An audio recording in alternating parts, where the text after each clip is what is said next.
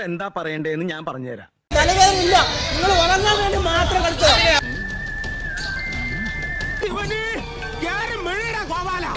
ഞാനേ മുഖസ്തുതി പറയാണെന്ന് വിചാരിക്കരുത്.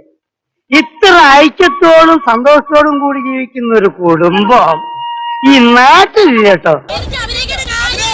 ഇനി അങ്ങോട്ട് കേറുക എന്നുള്ളതല്ലേ ധർമ്മം. പകലില്ലാതെ ഇങ്ങനെ അധ്വാനിക്കുന്ന ഒരു കുടുംബത്തെ ഞാൻ വേറെ എങ്ങും കണ്ടിട്ടില്ല. ഭയങ്കര ആത്മാത്രയാണ്. അതങ്ങനെ വരൂ, അതങ്ങനെ സംഭവിക്കൂ. നീ സമനില തെറ്റി നിന്റെ അനിയനെ പോലെ ആവരുത്. നല്ലവരായിട്ട് ജീവിക്കാനല്ല ദൈവം ഇങ്ങോട്ട് അയച്ചത്. സ്ത്രീ ശക്തിയാണെന്ന് പറഞ്ഞ വളരെ ശരിയാണ്. അവൾ അമ്മയാണ്, ദേവിയാണ്.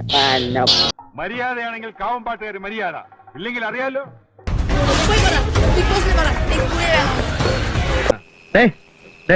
മതി മതി, നിർത്ത നിന്റെ ഷോ. ഒന്നുകൂടി പ്രേരിപ്പിച്ച് നോക്ക്. സെക്കൻഡിനുള്ളിൽ തലവേദന വരികയും സെക്കൻഡിനുള്ളിൽ തലവേദന മാറിപ്പോണം എങ്ങനെയെന്ന് മാത്രമേ ഞങ്ങൾ ചോദിച്ചോളൂ. പറഞ്ഞ് നേരെ ഏതാ നോണ ഏതാന്ന് തിരിച്ചറിയാൻ പറ്റില്ല. Medical emergency. എവിടുന്ന് കിട്ടിയടോ? നീ ആള് കൊള്ളാമല്ലോടാ അപ്പക്കാളെ.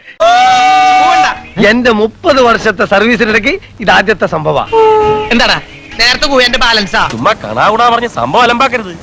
ആ തലതിരിഞ്ഞവനെ ഈ നാട്ടിൽ നിന്ന് കെട്ടിച്ചില്ലെങ്കിൽ എന്റെ പെട്ടി പൂട്ടും. എന്ത് പറ്റി? അണ്ണന്റെ പെട്ടി അവൻ പൂട്ടിയാ?